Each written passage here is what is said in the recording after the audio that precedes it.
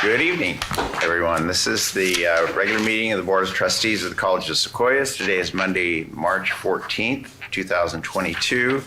With regards to the closed session item, in closed session this afternoon, based upon the recommendation of Superintendent President Calvin, the board had a roll call vote and voted unanimously to release the manager extended police academy from his appointment as an administrator effective at the end of the business day on June 30, 2022. The basis for this decision is that the extended police academy program has been canceled for the 2022-23 academic year. So that is all of the reportable items for closed session. We'll do the Pledge of Allegiance, please. Mr. Macareno, would you lead us, please? Ready, salute. I pledge allegiance to the flag of the United States of America and to the republic for which it stands, one nation, under God, indivisible, with liberty and justice for all.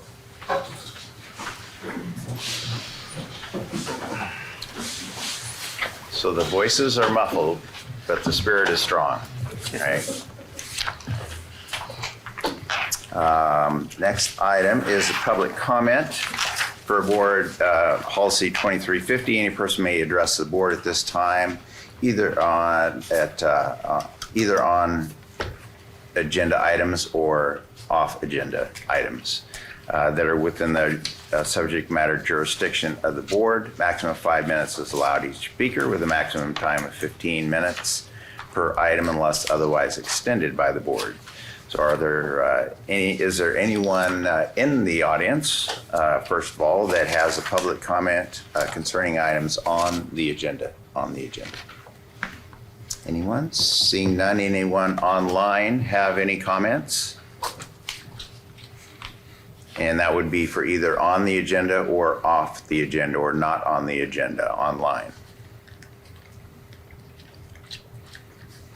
Hearing none, anyone in the audience have any comments for any item not on the agenda this evening? Seeing none, we'll move to the next item, which is the board and executive staff reports. Student trustee report will not happen this evening. Rightfully so, our trustee is studying for midterms. We appreciate and applaud that. Next is the board member reports, starting with you, Greg. No report. Yeah. It's another great day to be a Giant. I suspect that President Calvin is going to report on the Elite Eight tournament this weekend, and if that's the case, then I have. Did that already happen? Nothing else to report. That happened already? Just barely. Right? I wanted to comment on, but I'll save it on congratulating our women's and men's basketball teams. But I also wanted to commend President Calvin for teaming up with the Csca Chavez Committee here locally. At the end of the month, they will be hosting festivities, I guess, to celebrate the birthday of Csca Chavez, but also have an option for individuals to be vaccinated if they choose so. And the hours are going to be that Friday, March 25th from 3 to 7. There was interest to have a vaccine clinic after hours, and so appreciate the staff that will be involved, President Calvin, for agreeing to host that event and give an opportunity for those who wish to be vaccinated to do so after hours. Thank you very much. Very good. Mr. Cardoza? And I will similarly defer most of my comments with regard to this past weekend's event, other than to say I proudly witnessed 4 games, two men and 2 women. Just outstanding. Everything from, Brandon mentioned crowd, which I sure you will, but just that the character, the character of the coaching staff was clear. Character of the student of the players was clear and solid and consistent. It was a very proud moment to be a Giant this weekend. It was an awesome tournament. So with that, I'll defer any other comments to the big guy. I am scheduled to speak on that in my superintendent's report. Okay, all right. I will pass and wait anxiously for that. Foundation Pressure's report. kind of on me now. I'm representing. 5 minutes on the tournament. Mr. Foster, you are up. Actually, I'm not even going to get up. I'm just going to say I have no report other than an amended events sheet that you'll see both sides are full. So that just speaks to all that's going on in the coming weeks. Would you like to defer your comments on basketball to me as well? Yes, please. He speaks with his camera. Next up is the accreditation report. Jennifer. Sorry. Good evening, everyone. So I just want to let you know that the accreditation work group has completed the draft of the midterm report that's due October 22. It was shared district-wide. There was an email that went out to everybody in the district for feedback that's due March 18th. And I've included the link to that survey. If you want to provide any feedback on the draft, you can do that. So we are moving along and really ready to get this report done, wrapped up, and sent through the governance process shortly. I shared last time that the ACCJC is looking for nominations for people to serve on the commission. So you have an opening for 3 administrative members and 2 public members that I've included on your report. And that is it. So, any questions? Any questions? So this report that you're it's due in October and we have it pretty much completed? Yeah, we have to run it through the governance process and everything, so we have to, we'll have to get it to Academic Senate, District Governance Senate, and to the board by June. So we'd start early, get it done, and we'll have it in, ready to go, so. Very nice. Yeah, it's just our midterm, so it's the middle of the 7 years, just to say how we're progressing with everything that we talked about in our last report. Great. Okay. And thanks to Dr. Sarah Harris, because she's the co-chair and she keeps me in line, telling me when everything's due, so. Thank you. Thank you very much. Superintendent President's report, Dr. Calvin. Okay, thank you, President Lane. I do have some comments about the basketball, but I wonder if you would all join me in a moment of silence in just a second. Over the last couple of weeks, we've lost 2 longtime giants. Teresa Castillo lost her battle with cancer, and Mona Freeman, who just retired a year ago, passed away peacefully at her home here 3 weeks ago. She was actually texting with several of our staff members, sending them funny jokes. And if you know Mona, that's just how she operated. Funny jokes and videos. Passed away peacefully. And both we participated in 2 beautiful services. And these were just great people. And we're going to miss them. And I just hope that you guys can join me in a moment of silence for Teresa Castillo and Mona Freeman.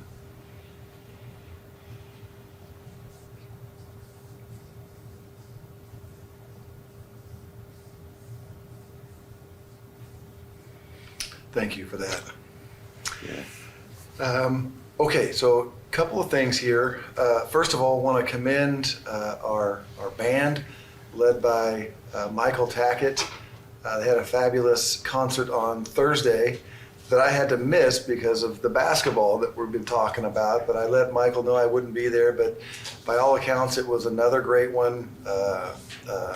He tries to incorporate local high school bands as well as community bands, and this time it was Golden West turn, and I had some Golden West parents tell me how special they thought that was. So way to go, Michael. And then on Friday night, John Sorber had a choir concert.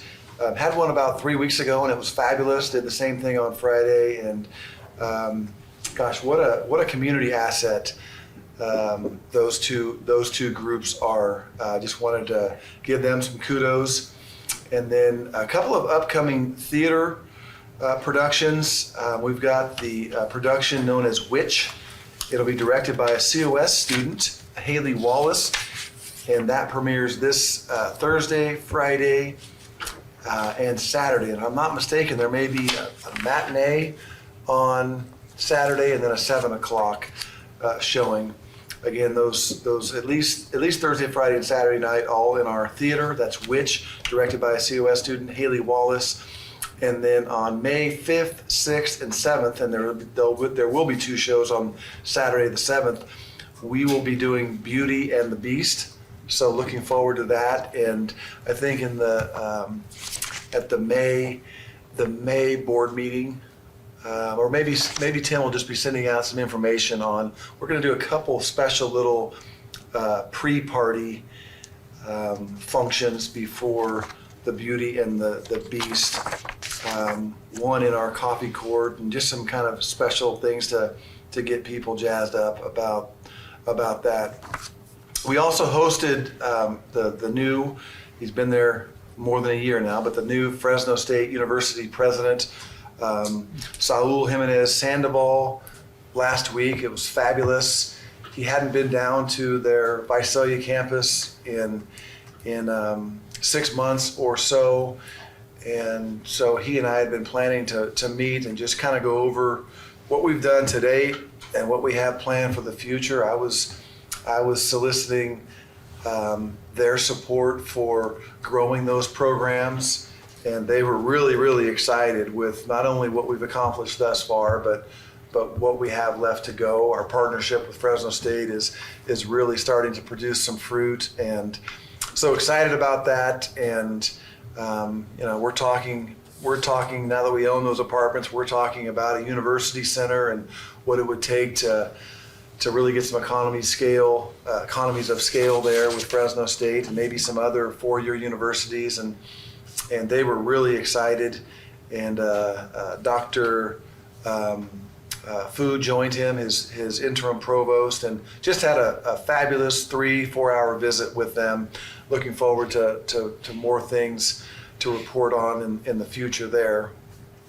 And then in terms of basketball, yes, we had a fabulous 4-day event. It was held at the Golden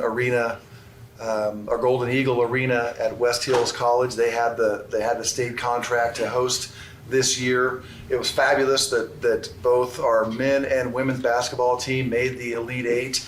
That doesn't happen very often, and yet we did it in 2019, the last time there was a championship event, because recall the 2020 got canceled, and then they didn't hold one last year. So the last time they held this event, 2019, we were the only team in the state to have a men and a women's team there, and we were the only team this time around to have a men and a women's team there. Thursday night, our women were able to win their game and advance. Hard-fought game.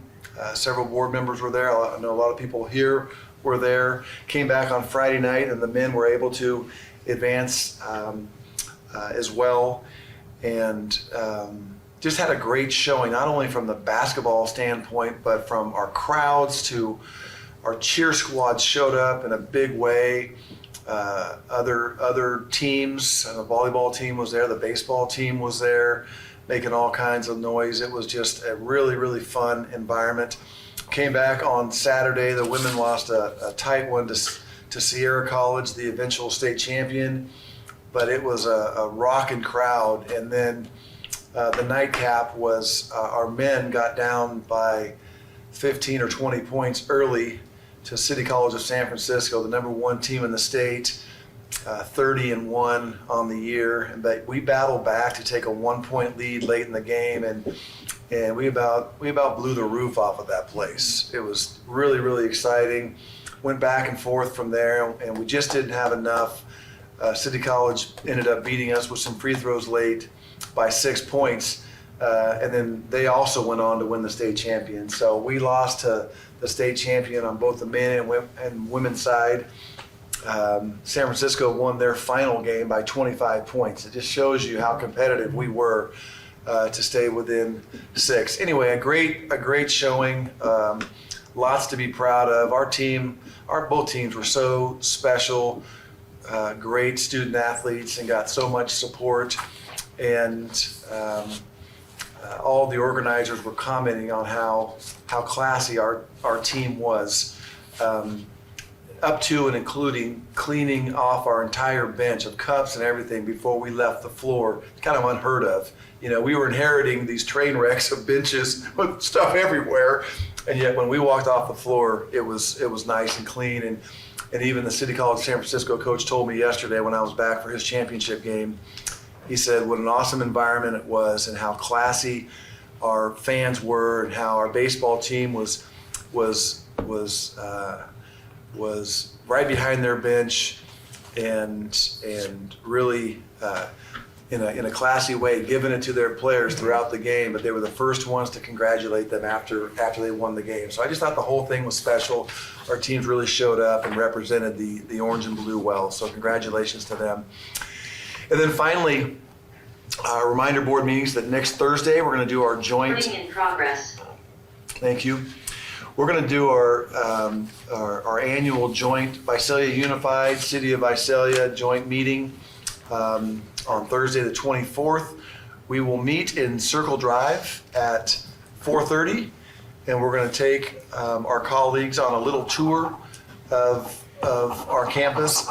Primarily, I want them to be able to see the Educational Support Services building, that new building. I want them to be able to see our Visalia campus for Fresno State and see the apartments we own, because in the future we'll be working with the city to turn Shady Avenue into a courtyard and plaza between the parking lot and our new University Center. Then we'll walk west and let them see the stadium improvements that we're planning on. They'll have a PowerPoint printed out that they can kind of follow along with what we're going to do so they can visualize it. Then we'll walk out of the stadium to the Porter Field House, where we'll have a taco truck waiting for us right about 5:15. We'll get our plates and move right into the Porter Field House so we can spread out. And I would just encourage all of you to maybe sit one or two to a table, and then so we can have some interplay between trustees and council members and so forth. There'll be a presentation from the City of Visalia on the possibility of a community pool. We've heard those before. So we'll listen to that by Councilman Greg Collins. And then Visalia Unified will do a presentation on some of their career pathways. And then our own Dr. Shingle will do a presentation on our career and technical education programs, as well as the phase 2 project, CTE complex, that we'll be breaking ground on here in the next 6 months. The idea is to provide some presentations on things that are of importance to our community, and looking forward to that. So 4:30 in Circle Drive on Thursday the 24th. And that concludes, excuse me. Oh, I had one piece of business that Megan told me to remember to do, and I've forgotten it, but that is, every year we're asked to vote on the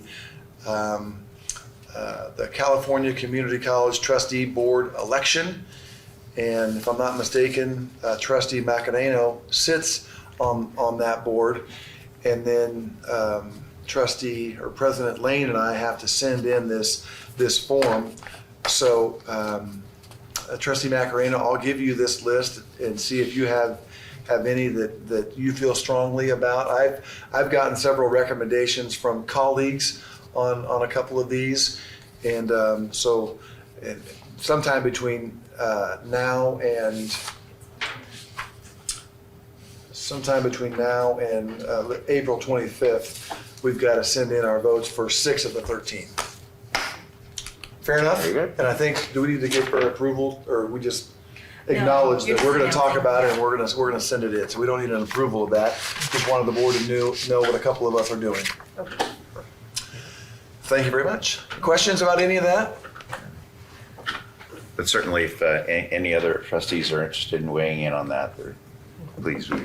very much I'm invited. getting emails every day and being Yeah. lobbied heavily. Right. Me too, me too. Really?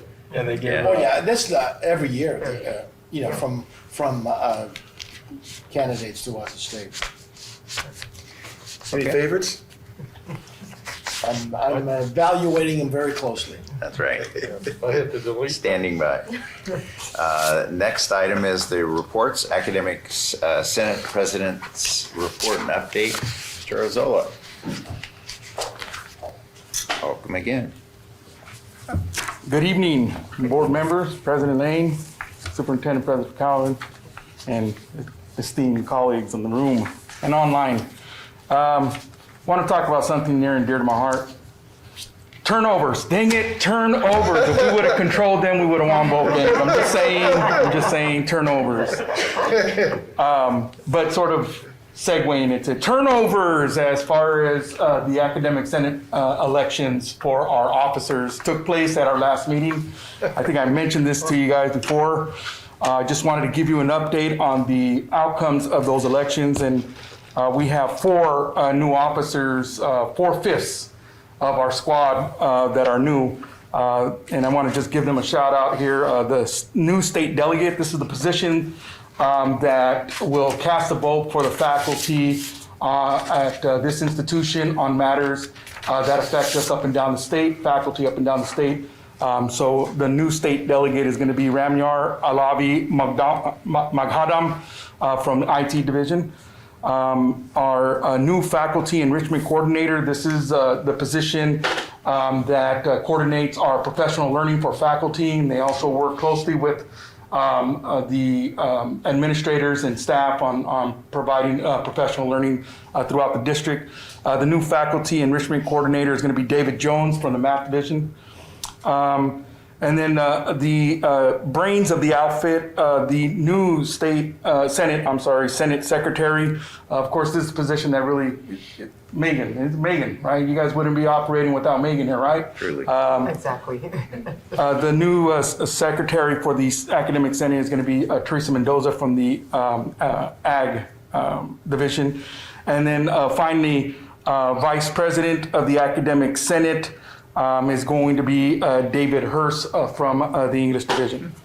And so I was elected as the president of the academic senate, but I'm telling you right now, I'm only doing 1 term. All right, I think it's my professional responsibility to leave the door open for new faculty who aspire to leadership. So I vow to only serve 1 term. All right.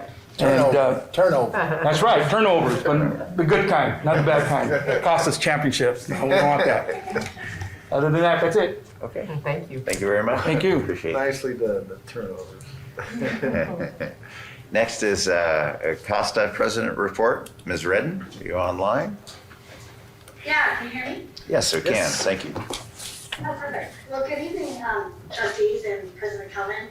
I don't have a report, but I did just want to thank you for extending the deadline till the end of the semester of our mask mandate, trying to keep everyone healthy, especially when everybody else was lifting their masks. I was already getting a notice from my daughter, every single week for the whole semester. So we'll see how that goes. But again, I really appreciate you keeping our students as safe as possible and our faculty and our staff. Thank you. You bet. Thank you. Next is CSEA President's report. Mr. Terry. Hi, thank you. I have no report today. Okay. Very good. COSAFA President's update. Ms. Elise. Don't see her online. If she happens to join, she can certainly give an update. We'll move to item 7, which is information. Annual report on distance education. Mr. Nakamura. Welcome again. Good evening, everyone. Good evening. For those of you who don't know me, my name is Bryce Nakamura. I'm an English faculty here in the English department, and I'm also your distance education coordinator, at least one of them. I have a couple of things on my agenda today that I wanted to share with you, specifically relating to the future of. That's okay.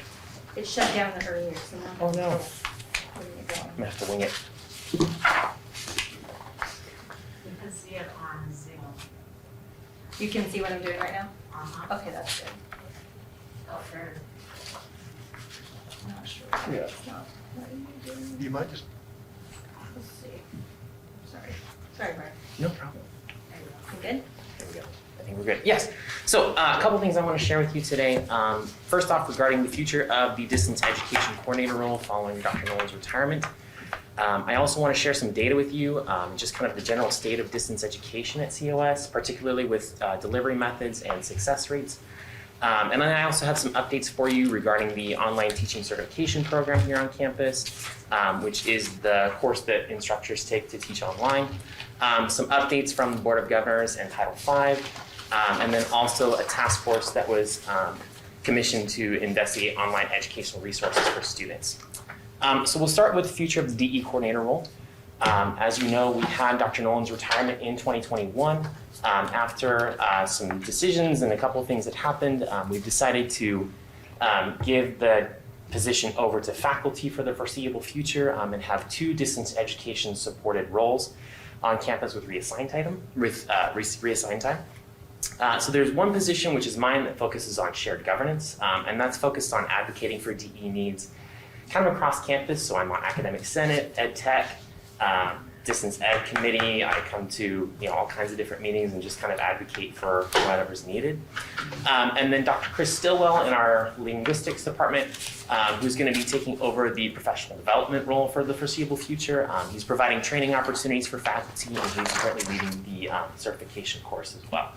So we're in talks about kind of what that's going to look like in the future with the Senate, and we're just kind of moving through the process for now, but that's kind of the update that we have as far as what will be the future of kind of the coordinator position on campus. Next, I want to talk a little bit about data with you guys and just kind of give you a state of distance ed right now.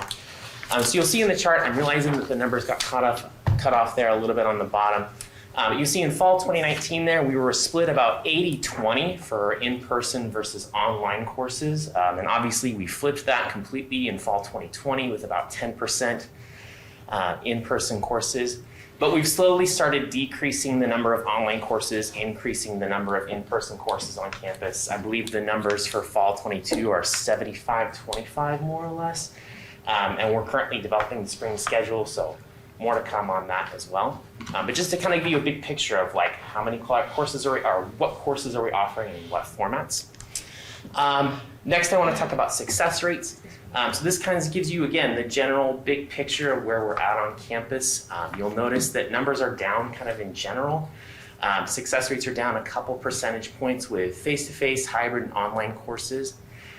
This data compares specifically fall 2019 to fall 2021 to kind of give you a picture of like where we were just before the pandemic hit and where we are today, 2 years later. You'll also notice in general that if N is the number of grades that were given to students, we're down about 10,000 or so, from 40-ish thousand to about 30-ish thousand. So numbers are down in general. But I did want to share a couple of things with you. I don't want to parse this data out too much, but I did want to share with you that we did have some interesting success with hybrid and online classes, particularly with divisions and departments that had never offered hybrid or online classes before. So I wanted to spotlight 2 divisions for you for this. First off, biology, again, who had a division that had never offered any sort of like online classes before, at least that I could find. Did show some really promising results with offering hybrid and online classes for the first time. You'll see that like online classes for fall 21 were 77%, and there's a good amount of students there. Same thing with history as well. Again, a department that has not offered hybrid classes before did see some good results with offering their first kind of like iterations of that, or just some iterations here in fall 21. So I just wanted to share that with you guys and just note that the pandemic has really forced us to think differently about what delivery methods we're offering for students. And I think where we have the data to support that, we should capitalize on like promising success. And that's all I have as far as data goes. Moving on, I wanted to talk about the online teaching certification program and just let you know kind of briefly that we have about 50 instructors that have completed the course or will complete the course between summer 21 and spring 22. And Dr. Chris Stillwell, who is our professional development leader, he couldn't be here tonight because he's actually teaching a class right now.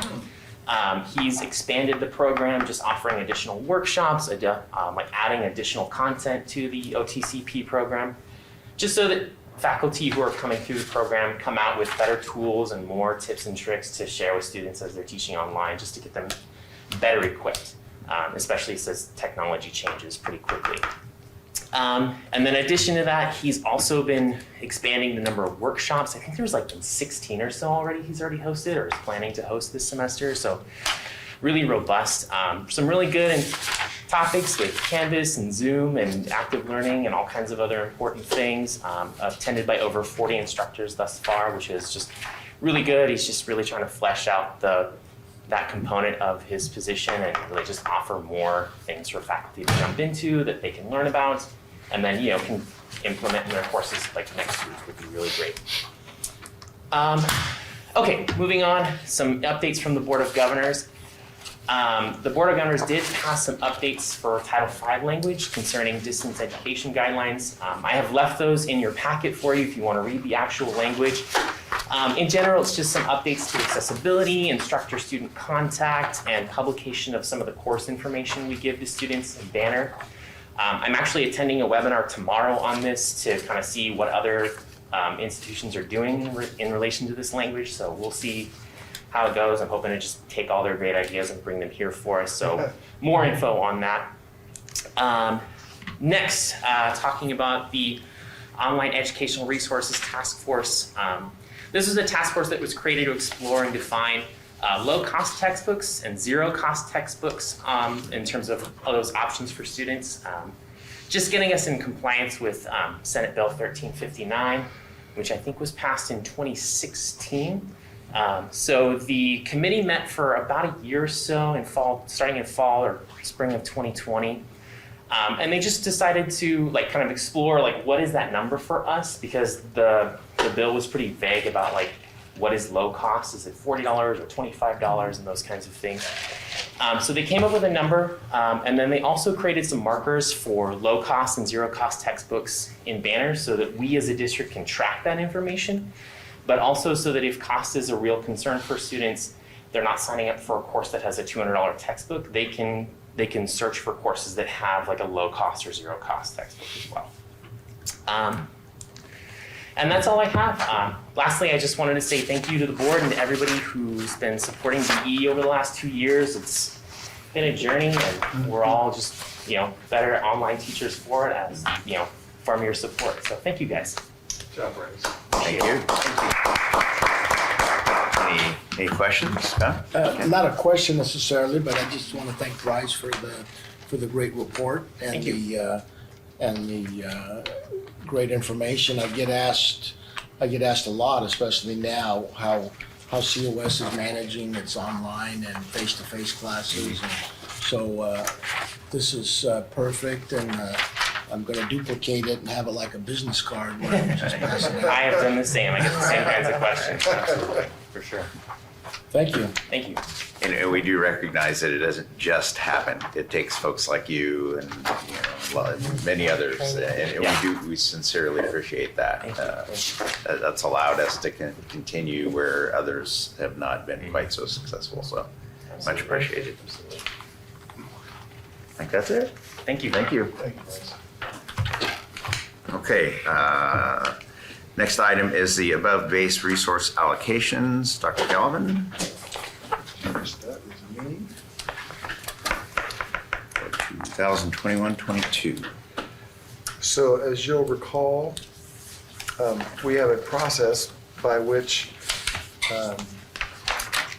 each year we look at the one-time funds and take them through the budget committee with a recommendation as to how to share those out. You can see the background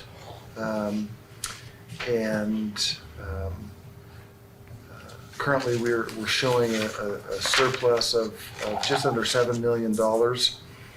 And as we discussed in a previous board meeting, we need just over $6 million to complete our budget on the, oh, I'm sorry, did I skip ahead? We're on number 2, right? Yes, yes. Thank you, Megan. As Juan said, Megan keeps us, I just turned to the wrong one. Oh, this is the process annually. We go through an above base. You're using way bigger numbers than $147,000. Where'd you get those extra? Yeah, I'm sorry. It's 147,000. You're gonna need a lot more projects. Annually, we go through an above-base budget process that allows our divisions to access budget funds over and above what's in their current budget for a one-time basis. The science department may need microscopes. Rather than ask their dean repeatedly for it when there's not money there, they can put it in their program review, and it gets prioritized with all the other needs from divisions, and hopefully funded. And so we set aside $300,000 in most years for that, because we've had so much federal money coming in that helped with classroom equipment and so forth. We didn't have the number of requests that we normally did. In fact, you can see we ended up with 5 requests totaling $147,000. These were vetted. We weren't just going to accept all of them because we had the funds available.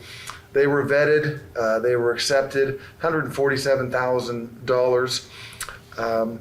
But the committee did ask that the remaining $152,000 be carried over and combined with next year's $300,000, because next year, without the federal dollars, There'll be more. our guess is we're going to have more. So we're approving these 5 requests for 147, and we've agreed to carry forward the 152,571. So next year we'll have up to $452,000 for this process. Any questions? My apologies. Not at all. Bryce's report just had me in a trance. Mesmerized. Mesmerized, that's right. Okay. Thank you. The informational, and appreciate that. Great projects. They can stand on their own anytime.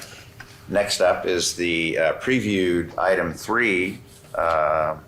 And I don't know if Mr. Perez is here or if Dr. Calvin will. I'm sorry. take this. No, Ron, unless he's joined us, was a bit under the weather, and so he asked me if I could stand in.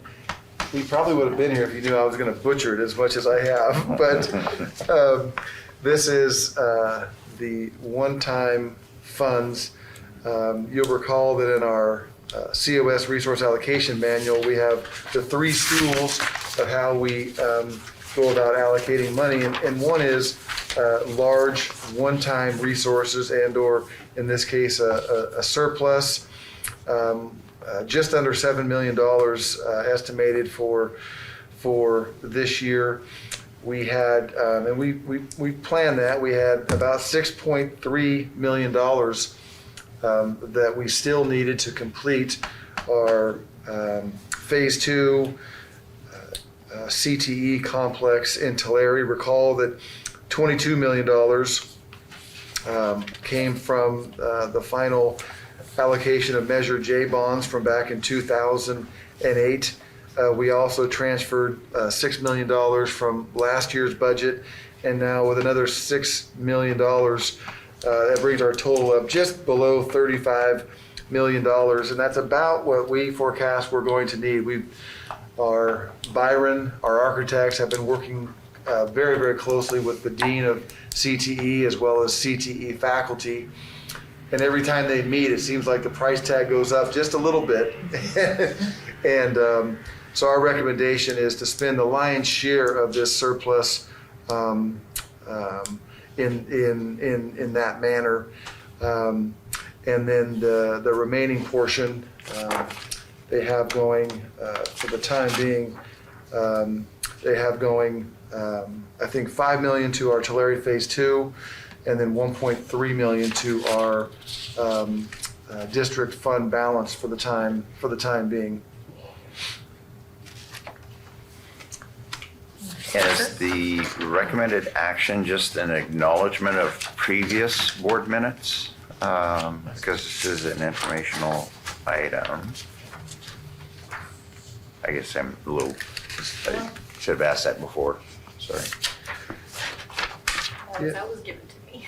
It's Yeah. just I informational, think it was a is that I accurate? think we wanted you to see it. Yeah. See It's it one coming back time. next month. Yeah. Have an opportunity to preview it, and then we'll approve it in April.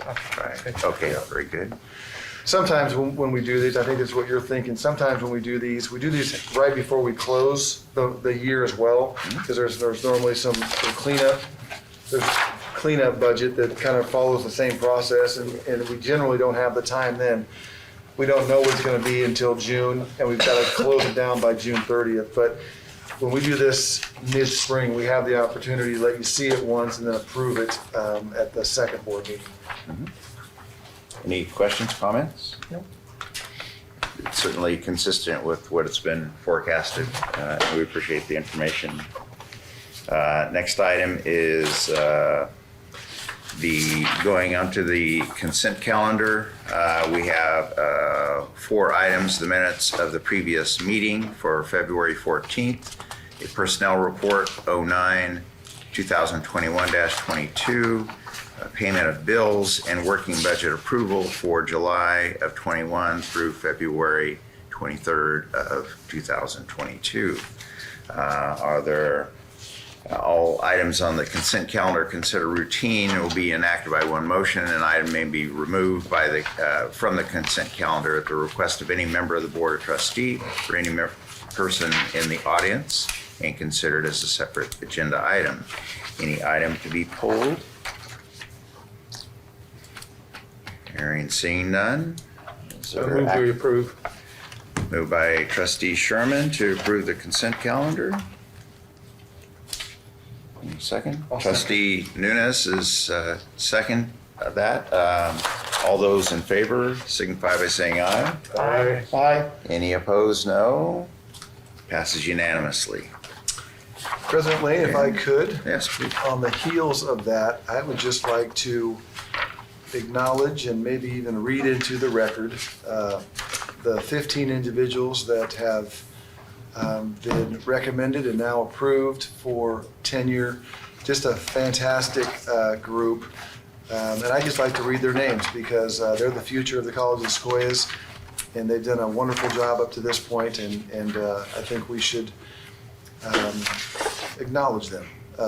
Travis Asher from Industrial Technology, Carrie Cochran from Nursing, Allison Ferry-Aby from Plant Science, Jason Ford, counselor in the Next Up program, Catherine Glasgow from Nursing, Sydney Hammond from Administration of Justice, Kenny Jackson from Physical Education, Lisa McCary Freeman from English, Matthew Nelson from English, Joshua Poole from Human Anatomy and Physiology, Matthew Ringel from 2D Art, Christopher Stillwell, we talked about Christopher earlier, ESL, Emily Tallman from English, Brian Unruh from Construction Technology, and Kyron Wiley from Culinary. A lot of fantastic faculty on that list. And let me just be the first to congratulate you on achieving tenure.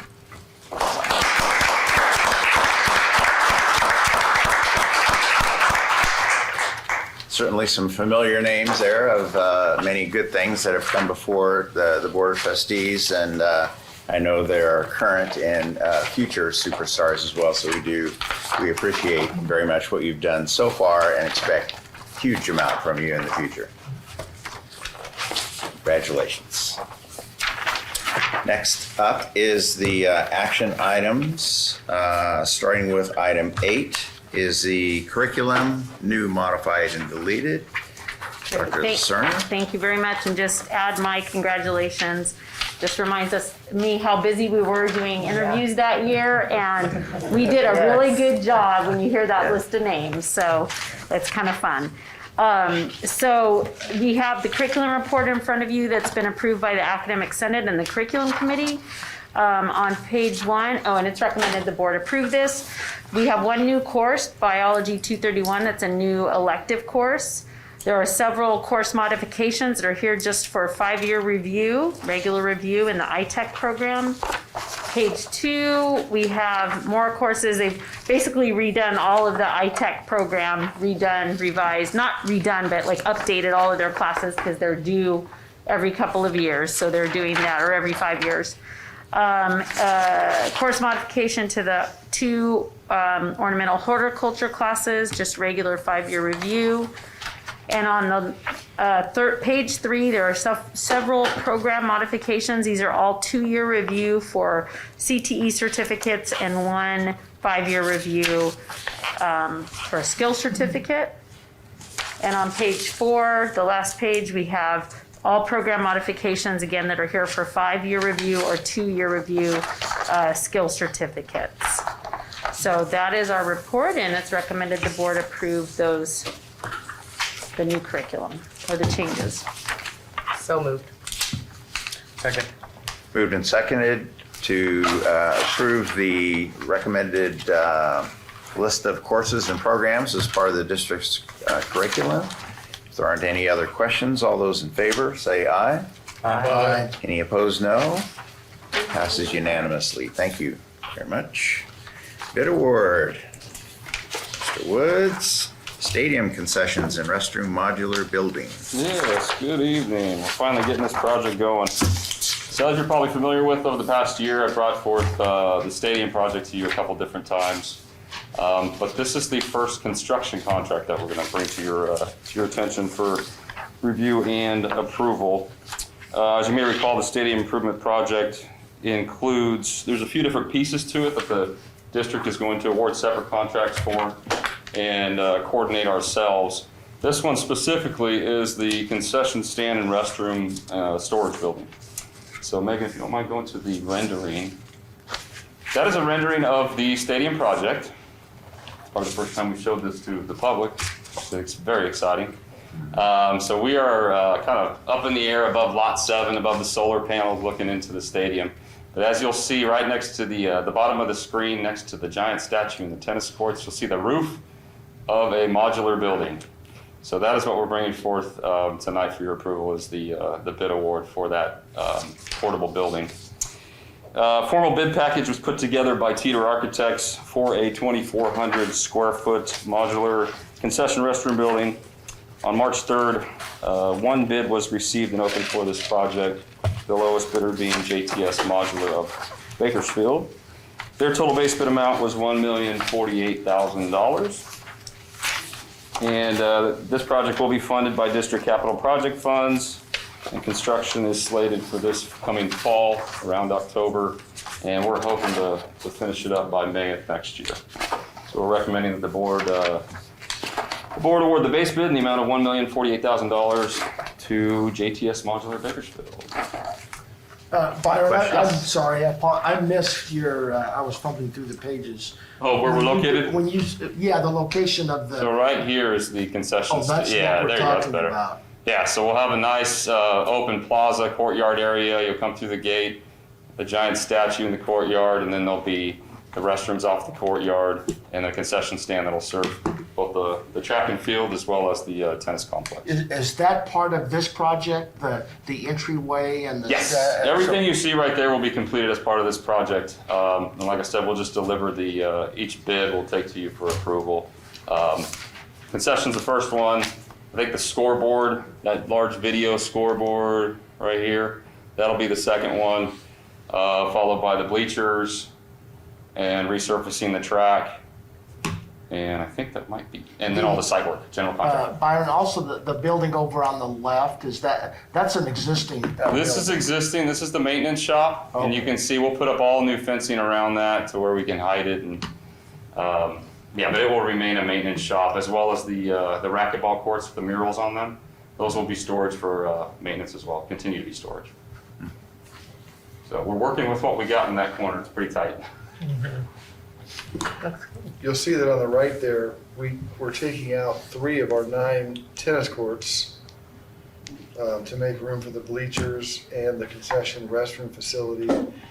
We only use 6 for competition, and you'll see though on the east side of the bleachers and the concession, we'll have a nice viewing area, bleachers for the tennis complex, which we don't currently have. If anything, we have just some bleachers to the north between the tennis courts and the pool. So that whole complex will get cleaned up, not just the soccer and football stadium. And what's really neat too is the bleachers, actually, the way you exit the bleachers, they have the tunnels, they go underneath. So the visiting crowd would actually funnel back into the, kind of that promenade between the tennis courts and the bleachers, and then they would make their way back to the concession stand. Any other comments, questions? Well, that's exciting. Yeah, very exciting. Entertain a motion to recommend to have the Board of Trustees award a base bid in the amount of $1,048,000 to the Stadium Concession Restroom Modular Building, JTS Modular, Inc. of Bakersfield. So moved. Second. Motion by Trustee Nunes, okay, and seconded by Trustee Macarena. All those in favor signify by saying aye. Aye. Any opposed, no. Unanimous, thank you very much. Thank you. And the next item is the bid award for the Potwisha Building re-roof. Mr. Woods, back up. So this one's not as exciting as the other one, but very necessary. The Potwisha building, it was, you can see, built in 1963, about 15,000 square feet, and hosts the locker rooms, football, swim, men's locker room, as well as a dance studio and some classroom space in there. And what we're proposing tonight is to re-roof the lower L section only, which is over the top of the football, swim, and men's locker area. As you might be aware, we are currently in the process of renovating the football locker room. So it's really critical that we make sure the roof is nice and sealed and the building's sealed tight. So we issued an RFP, an informal bid for this project. And on March 3rd, same date as the other one, 3 bids were received for this project. You can see the bid tab is attached herein, but the apparent low bidder is Fresno Roofing Company. They had a base bid of $172,772. We also added an alternate just to get the cost on that. That was for re-roofing the entries to the building. They have a small lower overhang, if you will. But due to the cost, we need to stay under the $200,000 threshold since this is an informal bid. So we are recommending that the board approve the base bid only, $172,772 for Fresno Roofing. So moved. Byron, is Yes. this building directly west of the old gymnasium? Correct. Yes, thank you. Okay. Yep, they call Yeah. it the annex, is The what annex. you've heard it probably called, the annex, north of the pool, Right. Yeah. west of the gym. Okay. I'll second. Motion by Trustee Cardoza and seconded by Trustee Nunes? Sherman. Okay, to approve as outlined. All those in favor signify by saying aye. Aye. Any noes? All unanimous again, thank you. Thank you. Item 11, our board policies second read. Board policies 3820 and 3900. Dr. Calvin. Thank you, President Lane. We've got 2 on a second read tonight, one for gifts. Again, just establishing the foundation as the vehicle for which we accept gifts. No major changes other than to be consistent with how we're referenced as the Sequoias Community College District. And then that was 3820, and then 3900 is speech, time, place, and manner. Again, just following the league's advice, cleaning up for the nomenclature, Sequoias Community College District. And there was some conversation in our governance groups about, are we limiting speech? And on the contrary, we have public speech areas. But in our administrative policy, there's just some things that sort of protect us.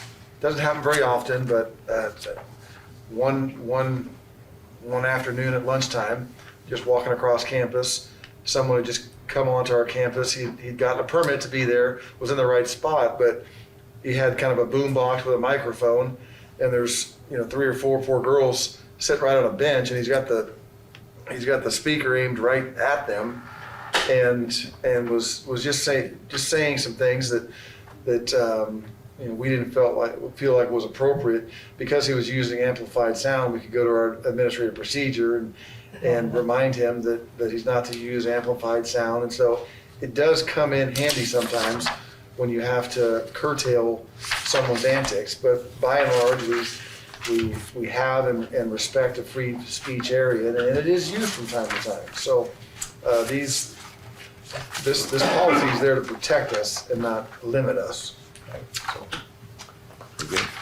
All right, I move for approval of BPs 3820 and 3900. Second. Moved by trustee Nunes and seconded by trustee Sherman to accept the policies as presented. As the second read, all those in favor signify by saying aye. Aye. Any opposed? No. Unanimous. Covered. Thank you. And next is item 12, which is the first read of 2 policies. 3420, equal employment opportunity, and 3600, auxiliary organizations are both required by statute. And again, we pretty much use what's recommended to us by the League of California Community Colleges. These are not new to our district, and in fact, the only changes we've made is, again, going consistent with the Sequoia CCD in the title. That's literally the only change proposed. I do have a recommended change. Yes. Just for consistency when, Yes. in the introduction of the district, to refer to it as Sequoia Community College District, and then the district or district, and then introduce the first sentence. So you're suggesting to define the name again in the body in addition to the title. In the last Right. 6 or 7 of them that I've seen, that we usually introduce it as Sequoia Community College District, and then from there forward, refer to as the district. Okay. Any other comments, questions? Was that on both of these, Raymond? I'm not following what you're talking about. So on 3600, because it doesn't use it in 3420, but in 3600, you use a reference of the district. Oh, I got you. In the first line there. Got it.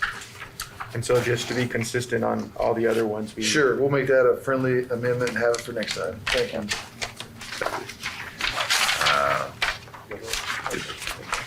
Look for a motion to pass these to the second. I have a quick question. Yes, Auxiliary please. organization, would that be like the foundation? Give me an example of an auxiliary organization. The bookstore has traditionally been an auxiliary organization. Is the foundation an auxiliary organization? Okay. And then, it seemed like we had one more. Possibly food services. Yeah, Are or they- maybe TRC. But yeah, Okay. just affiliated, but kind of under a different. Separate checking account type thing. Yes, exactly. Okay. So moved. Oh, so it's been moved and seconded already, right? No. Okay, sorry, so moved. Moved by trustee Cardoza, Second. seconded by trustee Macareno to accept and move from first to second reading. All those in favor signify by saying aye. Aye. Any opposed, no. Passed unanimously. That concludes the agenda items. I failed to ask the question under mine, and I don't recall what the timing was for the equestrian group. Has that happened yet? They made it to the nationals. Oh, they haven't had that yet. They have not had that No, yet. Okay. no. I'm looking forward to the report on that. So, Yeah. with that, no other business. We're adjourned. Thank you so much.